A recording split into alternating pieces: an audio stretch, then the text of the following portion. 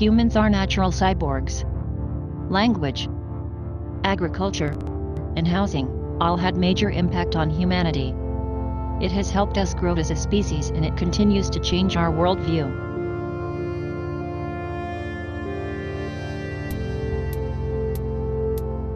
Wilhelm Flusser, a Czech-born media theorist, writes about the two most important developments that helped to shape humans: the invention of the linear writing system and the technical image. The technical image is referring to the images that reach us through photography, film, television, and the computer screen. These two inventions have radically altered the way we think. To explain how these technologies have influenced us, Flusser uses the terms magical thinking and historical thinking. Flusser sees the concept of history as a direct result of the linear writing system. With the ability of writing, life became a linear arrangement. Events were given in order: first this happened, and then that. Because of the linear writing system, everything is causal. The sun rises, and the rooster crows. In magical thinking, there is no linear order. The rise of the sun means crowing, and crowing means sunrise. The technical image forces us to apply magical thinking. A picture is not linear. A picture is all at once. The movement of your eyes influences the connections you make, and the resulting meaning. In contrast to historical thinking, there is no before and after in a picture. The gaze of the viewer produces valuable relationships between the elements. Language, writing systems, and images are examples of technology helping the world. Images have become very important to humans. Images are mediators between the world and man. Man has no immediate access to the meaning of the world, but it needs images to help him make the world conceivable.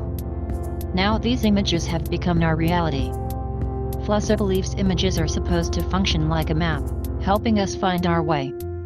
But he believes images seem to have become more like screens. Man stops to decipher the images and forgets that it was him who brought images into its life, to orient themselves.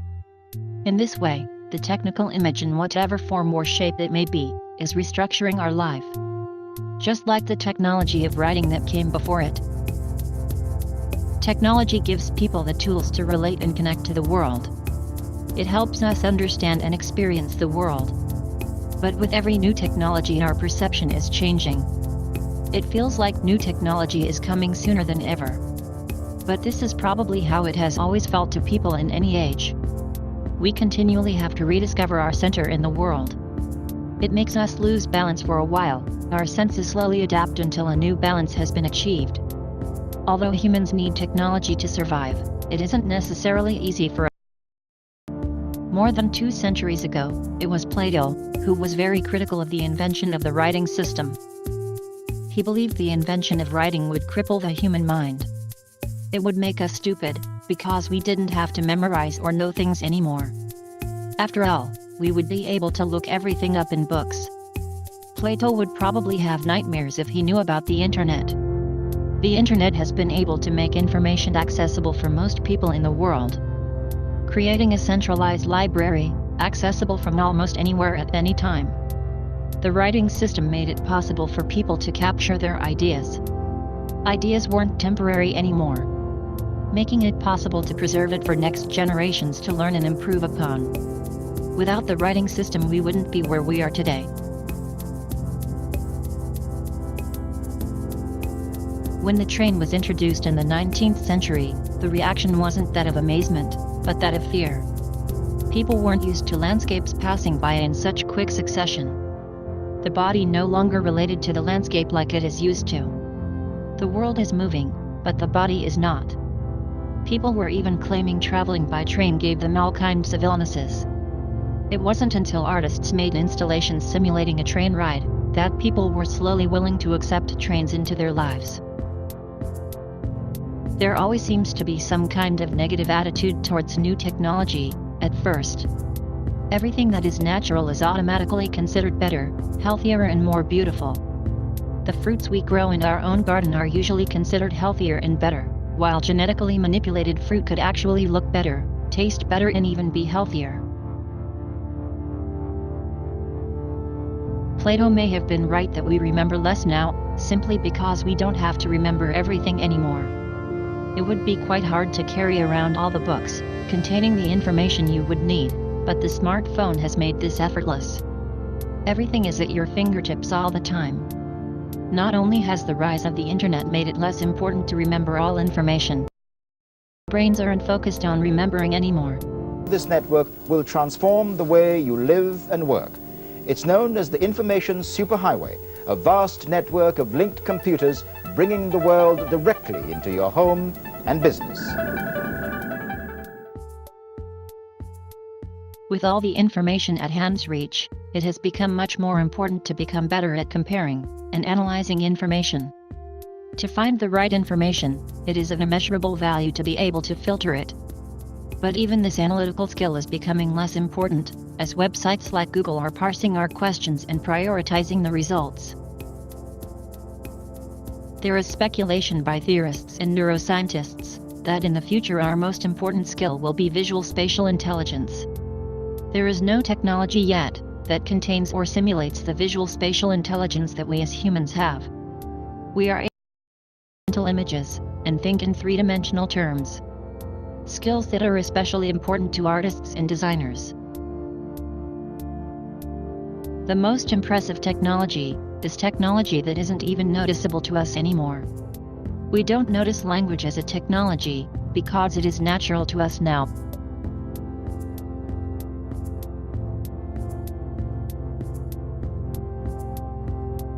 Time has been a part of human life for so long that it feels quite natural to us. But it can also be both natural and estranging. Our experiences of time are not dependent on nature anymore. We systemize time using technology. We don't need to look at the changing seasons, as the time is on our wrists or on our phones.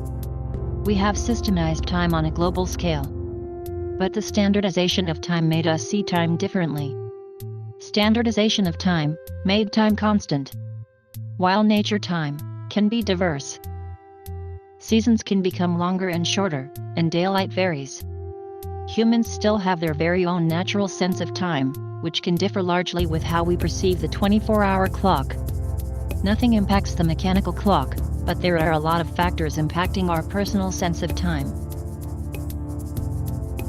Having an international time system in place helps us to plan ahead and plan for the future.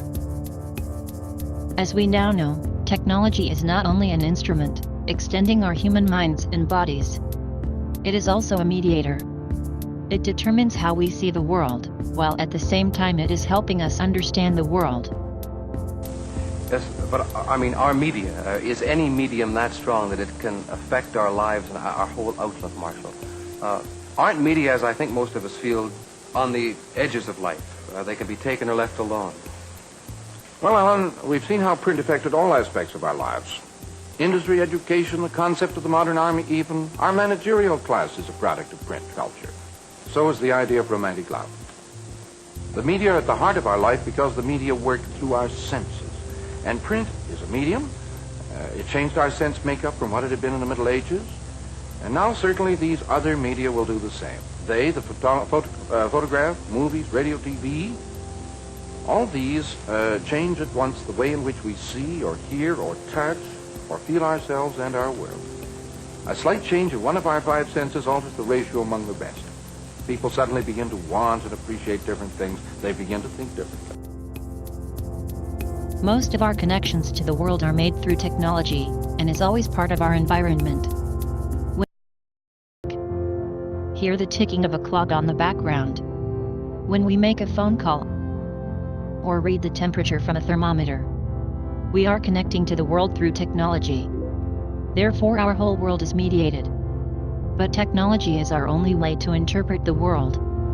Therefore, it is important for us to be aware of this. Because we can influence the world and ourselves with technology, it is always a subject that raises ethical questions. Where do we draw our boundaries in the use of technology? Is it okay to suppress aggression in aggressive people by using technology like deep brain stimulation? Deep brain stimulation has been known to alter the person's personality and sometimes even family and friends don't recognize the person anymore. Should we insert computer chips into our bodies to increase our human potential? We already use a lot of technology as an extension of our bodies. A lot of people wear glasses or lenses, improving their eyesight. Technology so common that the wearer hardly is aware of them anymore. Until they on one day forget to bring along their glasses, creating the feeling that someone has forgot a part of their body. People already get the same sort of feeling when they forget their watch or mobile phone. It is already part of being human. Technology has become such a big part of us that we even imagine phantom feelings of technology. Imagining hearing your phone ring, hearing a Facebook notification, feeling your phone vibrate. It has become so common it has even gotten a name: phantom vibration syndrome. The smartphone has had a major impact on our society. With its connection to the internet, we are able to connect to almost anyone on the planet. Well, there they are. Our new electronic media, or our new gadgets. You push a button and the world's yours. You know how they talk about the world getting smaller? Well, it's thanks to these that it is. Everywhere is now our own neighborhood. We know what it's like to go on safari in Kenya, or to have an audience with the Pope, to order a cognac in a Paris cafe. But not only is the world getting smaller, it's becoming more available and more familiar to our minds and to our emotions. The world is now a global village. You don't have to sit in front of your desk to be connected to the world anymore. The mobile phone has made it possible to be connected anywhere you go. There has been a lot of critique that smartphones make us less social creatures. While our relation to the surrounding world has changed, it has also empowered us with the ability to communicate with any person you want to talk to at that moment in time. If you'd rather talk to a friend on the other side of the world than a stranger on the train, that would be quite understandable. The mobile phone is connecting us to most to us, regardless of how far away they are. But nonetheless, self-control is a very important aspect. With new technology, we have to find a new balance and set up new social rules.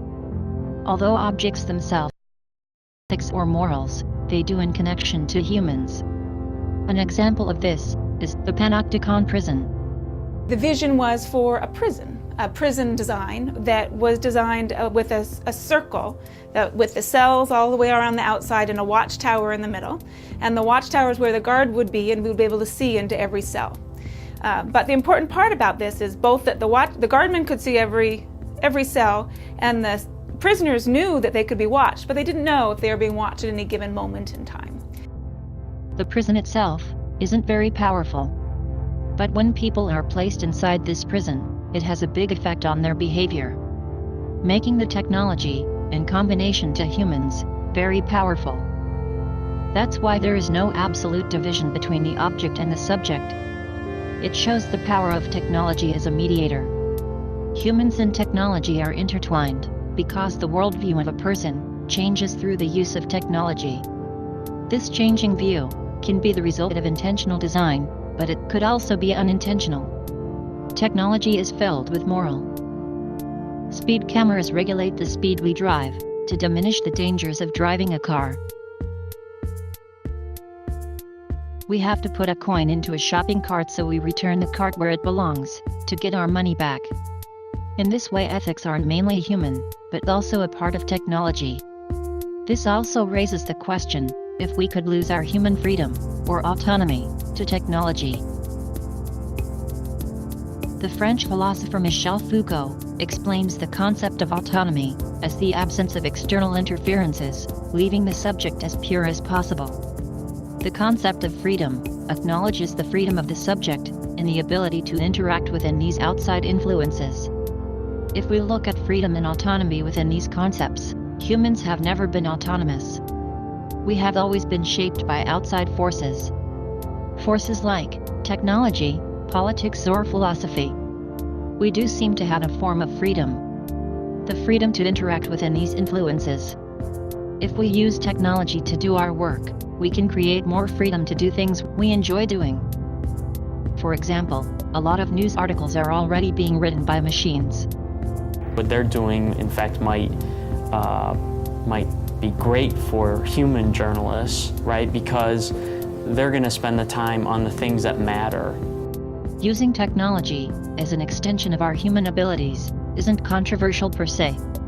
But if humans simply become extensions of their technology, it is becoming quite controversial. This raises the question if we should actually design technology to be ethical. After all, not everyone has the same ethics. China recently started the rollout of a game that keeps score of how good a citizen you are. And now China's government is testing a new social credit score system which would rank its citizens based on their online behavior. Just the latest in this ever-expanding surveillance state. Sesame Credit will show a user's credit rating in a score ranging from 350 to 950. A good rating would lower the bank fees, but a bad rating would increase them. The data includes behavior, consumption data, and utility fee payments. The second source of data is information directly obtained from various government offices. Using technology as a moral tool is controversial. Technology shouldn't force us to make the right choice, but give us a nod in the right direction. It can help us when it's done right.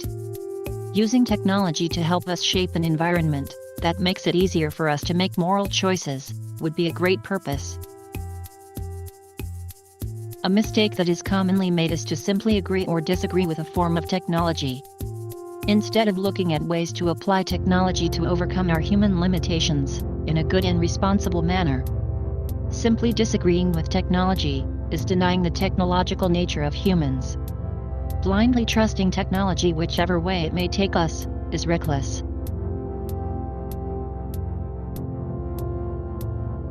Making the right choice should be the easier choice.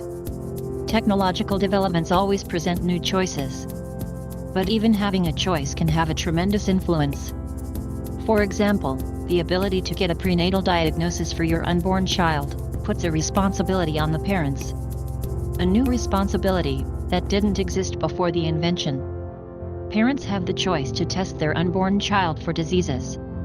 But by ignoring the ability to use this technology, the parents are responsible for the results. It is making the parents responsible for the outcome, purely because the technology exists. Technological inventions, and objects themselves, aren't ethical. But they can definitely be used to influence human behavior. The designer Robert Moses has designed a few underpasses to Jones Beach on Long Island, purposely designed so only passenger cars would be able to pass underneath them. This had a big effect on the Afro-American community, most of whom had no access to a car, which resulted in a big part of the Afro-American community not able to reach this place anymore. Some people believe the designer had found a way to implement his political beliefs into society through the use of technology.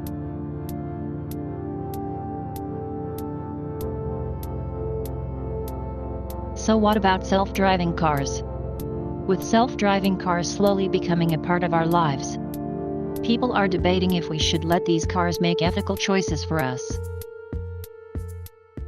The question is, what sort of ethical framework should we program into autonomous vehicles? To illustrate some of the dilemmas involved, we've recreated here a famous thought experiment called the trolley problem. Down this stretch of track, a runaway train is about to career. In its path are 5 unsuspecting people who will all die if the train hits them. But there's a switch.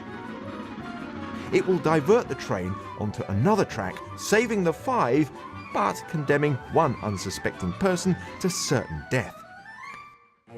In essence, you have to decide, do you kill 1 person who's not in peril to save 5 who are?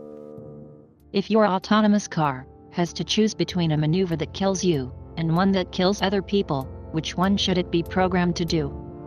Should it be programmed to always save its driver, or should it always choose the path resulting in the least fatalities? And who is to say, no one is going to alter the programming to always favor the driver? With technology merging the separation between humans and technology, we are facing moral dilemmas.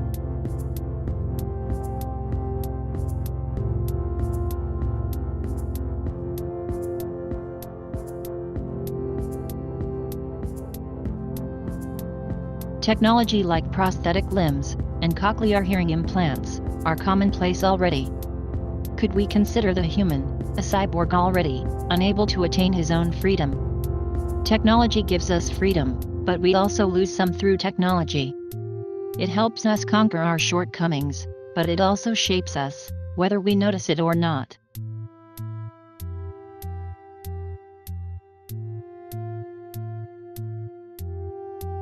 I think technology has given humans a lot of freedom. Thanks to language, we are actually able to talk and think. But when I think of technology gaining their own sort of freedom, it is equally frightening, as it is interesting. The ability for technology to think and create on their own is hugely fascinating. It gives us the ability to learn more about how humans think and create. Although it doesn't necessarily mean that humans and machines work in the same way. Replicating human processes can lead to impressive results. To explore the abilities of technology, I used an artificial neural network to create images, seemingly out of thin air. Artificial neural networks are used in a lot of ways. It can be used for image recognition, translation, music curation, and this technique is being used more and more. In this example, it is asking the network to randomly generate images about the data it has studied. Although this was deliberately programmed by humans to generate images, I think the results are very surprising. Artists and designers working together with technology can create surprising results. Technology helps us amplify our ideas and create new experiences to enjoy.